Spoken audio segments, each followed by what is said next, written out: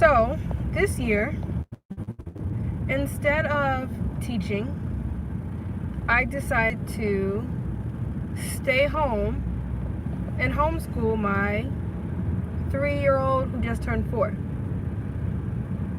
She could be in pre-K right now in public school for free. I wouldn't have to pay for part-time daycare. But why do I choose to stay at home and teach her instead of sending her off to school? And why are there so many black teachers who, if they are able to, why do they decide to also do the same thing? I got back here in Maryland from California about a week ago, and when I was in California and doing homeschool stuff, I met so many parents who were homeschoolers, black and white and Hispanic, and guess what? So many of them were former teachers. Now you might say, okay, obviously it's easier for a teacher to homeschool because they may feel like, you know, they have a better grasp of how to teach children, right, than your average parent. But think about this. Why, if a teacher does not trust the school system that they work in to educate their own child, why would you trust that school system to educate your child? You see, the things that teachers know, and when we go to school every day and we're dealing with other people's children, we're like, okay, this is what these children have been dealt. We're going to do the best we can with what we've been dealt to help these children reach whatever, you know, their greatest potential. But then you look at your own child and you're like, there's no way I'm sending my child into the mouth of the lion's den.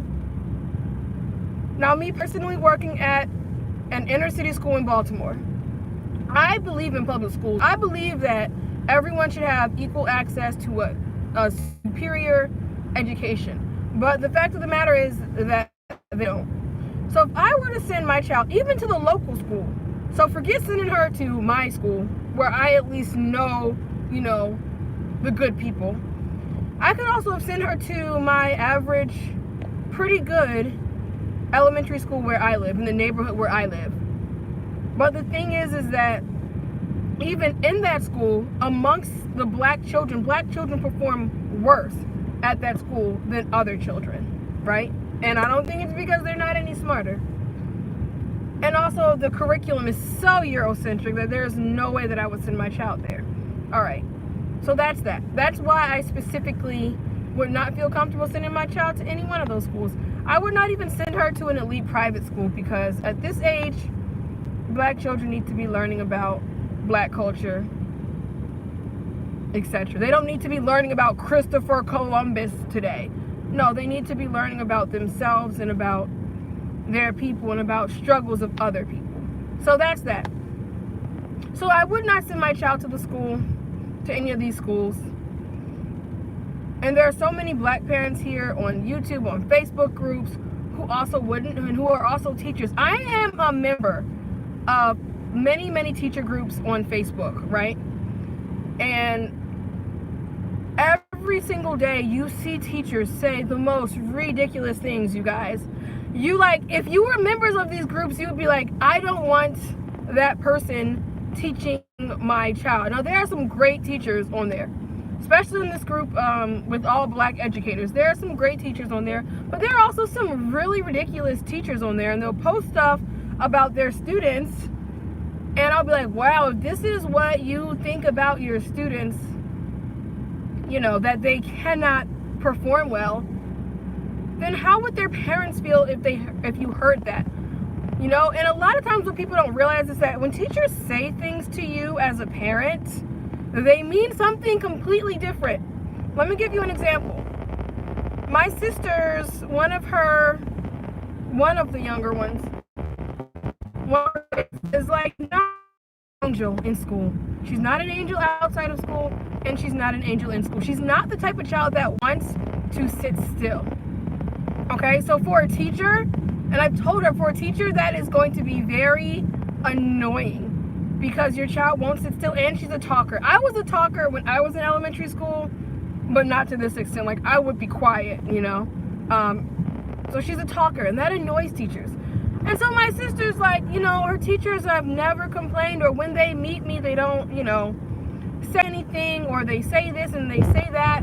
And I'm like, that's teacher code for your child is ruining my classroom. So I'm just saying that to say, and that might not necessarily be the case, when they say things like, oh, she's very energetic, I love having her in my class, when a teacher says that your child is energetic and not enthusiastic, that means that they're bouncing all over the freaking walls, and can you please do something about it? So sometimes we speak in codes, and I asked my sister, well, what do you want the teacher to say? Yeah, your child is like talking every day, poking their neighbor, doing this, doing that. Teachers rarely will say that. They rarely will tell you like what it really is, unless they get super annoyed, and then they're going to tell you exactly everything your child is going to do. I just say that to say that you might not know the whole story. I run into parents all the time, and I try to explain this to them. I try to explain that what is happening in your child's classroom is not necessarily what you think is happening, is not necessarily happening. You may think that they're learning to read, to write, to think, to compute, to do, science and social studies, and in reality, they're barely getting through reading and math every day, because those are the core subjects. So just because you get like a newspaper home saying, oh, this is all what we did this week, or just because your child has straight A's or A pluses or check pluses, it doesn't actually mean that they're learning anything. Do you know that in Baltimore City schools, do you know how hard it is to actually like fail a child? Do you know how much documentation that requires? And do you know you could have all the documentation you want in the world, when you get up to your administrator, promoted to the second grade or third grade, they're going to be like, well, too bad, you're going to have to like give the child a take-home project to do, and we're promoting this child. Do you know that your child could literally have F's, and the administrators can say, change that to a C? We're curving everything for whatever reasons, and it's not illegal. It's like legit. It's not like they're breaking any laws. These are things that within the city school handbook are perfectly allowable, right? So the problem is that not that a child shouldn't move on with their age level, but if your child like is below grade level, or even just on grade level and barely keeping up, you're not actually going to know that. And you're going to think that your child is fine because you see A's on the report cards and check pluses. Another thing is socialization. A lot of people, when they think about homeschool, they're like, well, how is the child going to socialize? I bet there's probably like 50% of teachers who would laugh at that, and the other 50% who would probably think that was legitimate, until you tell them this. When you send your child to the average school, they're getting negatively socialized. Like, I hope people understand that, but I feel like they don't. Especially if you're sending them to a black school, if you live in like a really black area, for real, and you want to send your child to the black school to be around black children, like let's say me living in Baltimore, I send my kids to these schools, and they're learning negative behavior. Not only are they learning negative behavior, but they're starting to normalize these behaviors. And you can talk to teachers, and they will tell you, like, when they really think about it, if they have a classroom of 20 kids, 1 or 2 children have some sort of like serious behavioral issue, mental disability, and they act like they're acting because they seriously have something going on with them. Then there are about 10 students who are copying what those 1 or 2 are doing. They don't have any sort of mental illness or anything. They just see, oh, so-and-so can run around the classroom and jump on tables, so I'm going to run around the classroom and jump on tables. Even if it's not that extreme, even if it's just like, oh, so-and-so is like cursing up a storm, then I can say these curse words. Or so-and-so is slamming doors and angry, so then if I get upset, I get angry too. And you can tell the ones who are just copying what they see. So you're sending your child here to be negatively socialized. Another example, I'll use a friend of mine had a daughter who went to a charter school in Baltimore. It's supposed to be a good charter school, but obviously there's like a mixed population of people, right? So there's people from different classes, right, within Baltimore. And her child goes to the school, I think maybe she's in kindergarten or first grade, and the child gets choked out on the playground. Her child is a perfect angel, right? So you're not worried about your child being bad. You're sending them to the local charter school, which is supposed to be a good charter school. They have like good test scores or whatever, semi-good test scores. And then your child gets choked out on the playground. Now your child is learning by a boy. So now your child is learning things that you don't want to teach them. And here's what happened. So the child gets choked out on the playground. Nobody did anything about it. The child comes home, reports it to their parent, and their parent goes to the school like, what in the world happened? And the school's like, oh yeah, that happened. You know, did the child have to apologize? No. Did he have to do anything? No. Did anyone talk to the girl child about how, you know, a boy should not be choking you out? No. The child thinks, okay, he did that. The teachers or administrators didn't respond properly, so the child learned something from that. They are socialized. So meanwhile, people are saying, oh, if you keep your kids home, they're not going to get socialized. When in reality, they're actually going to get socialized how you want them to, in a positive point of view. Or in a positive way. You know, you're able to control around instead of sending them somewhere you don't know the people. Even when your kid older, like, well, okay, hold on. I don't know if I'm cutting in and out or not. Sorry, let me go back. So we're talking about, I can't read your comments because obviously I'm driving, but we're talking about why black teachers choose to homeschool their kids. And so anyway, as I was saying, people, you kind of want to choose who your children are growing up around, right? You would not want your children growing up around drug dealers.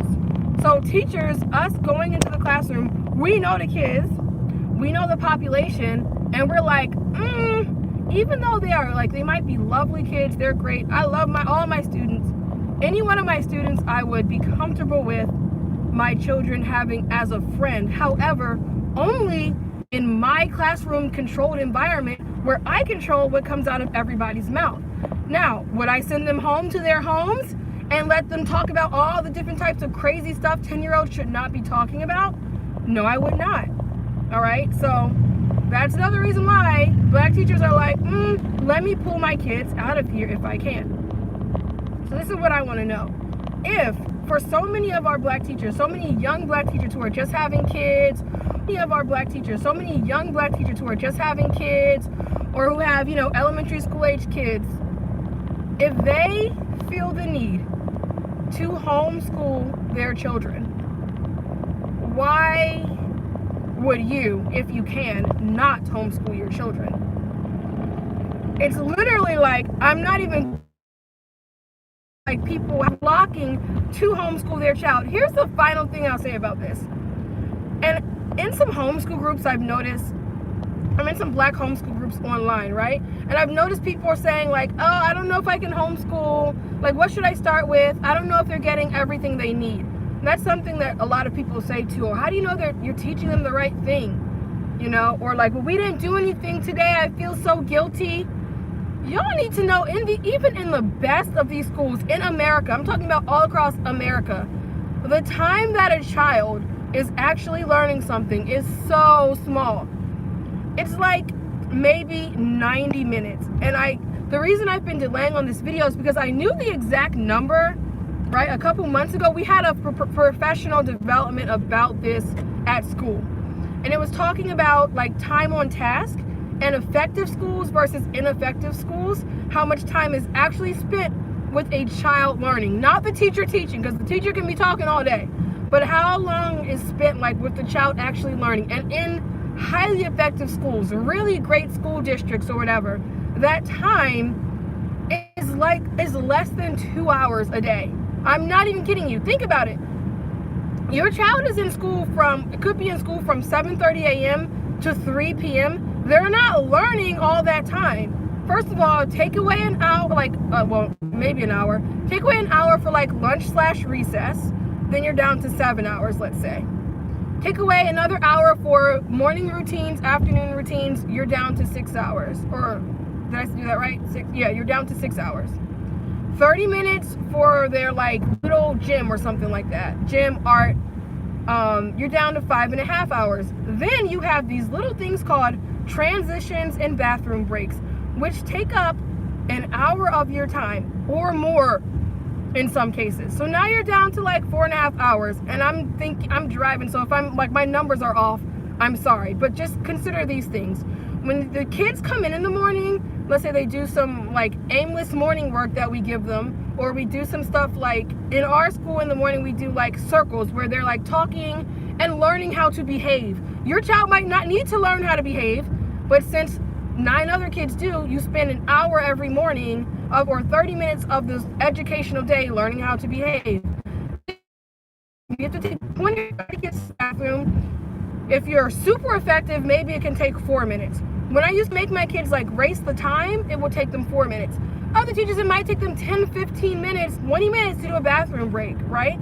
So let's just say, let's meet somewhere in the middle and say 10 minutes for a bathroom break times 3 times a day. Because as you know, parents will complain if their kid don't use the bathroom every other freaking hour. So take away another half of an hour of the school day just for bathroom breaks. Then don't forget, we have the morning announcements, we have the afternoon announcements. Take off time for that, 5 minutes for each one. And then we have those little bitty times throughout every single school day where someone is coming into your classroom and you are being interrupted. The office, hey, we need so-and-so for early dismissal, hey, blah, blah, blah, blah. All those little things add up to time wasted during the school day. Now, I think with all that, you're down to probably about 4 hours, right? And then you have the actual teaching time. Let's say actual teaching time is 4 hours. The time where the teacher is directly instructing the student is less than 15 minutes. So let's say we have an hour reading block, right? There's a 15-minute time probably, depending on their age, where they're just like directly teaching them something. In some schools it might like vary, but that doesn't mean that the kids are listening. And so what they do is they take like, they say on average maybe like, I don't remember the exact numbers, but I do remember it was less than 2 hours a day that students are actually learning at an effective school, okay? So maybe it was like 2.5 hours at an effective school. So think about if you're, and that means like a super effective school, like the school is doing well. You want to know if your school is doing well? Why don't you look up their score report for 2018, which just came out several months ago. Look up and see how they're doing on testing. And you will probably see that they're not doing well, unless you live in some district that I don't know about. Because actually even the best school district here in Maryland is not doing that well. They have maybe 60% of their students doing well, which is not good. Anyway, I digress. And that's at the good schools where they're spending like 2.5 hours of the teacher actually teaching the kid and then the kid getting feedback. The rest of the time, like out of those 15 minutes, if your child is an inattentive child, which is like all kids, they're not paying attention for 15 minutes unless they have a super effective teacher who can hold their attention, an 8-year-old's attention, for 15 minutes straight while they learn about something boring like polygons, okay? So there's that time. So if your child is inattentive, you can just cut that out to maybe 8 minutes when they're actually paying attention. And then after that small block of time when we're actually teaching the child, then they go and they do work on their own. They do their independent practice. Now, what do most kids do at a non-functioning school during independent practice? They sit there and they stare off into space and they pretend like they're working until the teacher can come around to them. Now, let's say like my class, my biggest was like 32 at one point for reading last year, right? Do you think that within 30 minutes, I'm gonna have enough time to individually help 32 kids?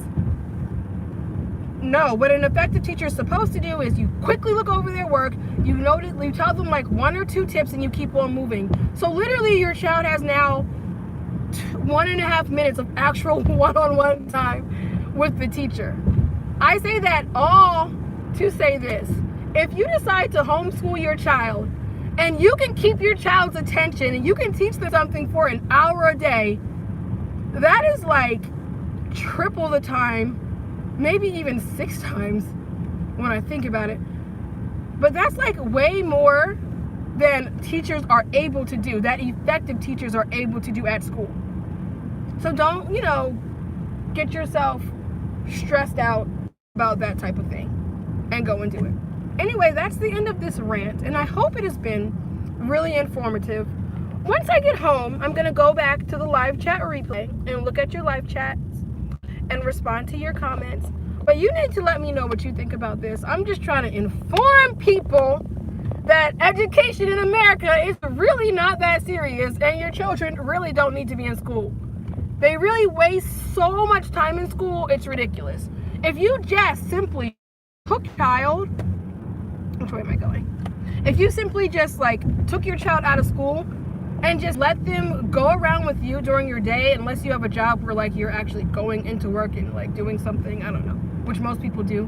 But still, even if your child came to your job every single day and like you interact with your child, you know, you're teaching them math because you're going to the grocery store, real world examples that teachers are supposed to somehow make up in the classroom, they will learn so much more with you at home during the day. They can even watch TV for half the day, and they will learn more in that day of staying home than they will coming to school. Another thing that I'll say before I actually go,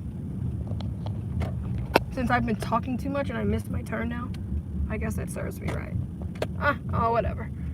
But it's this thing called unschooling.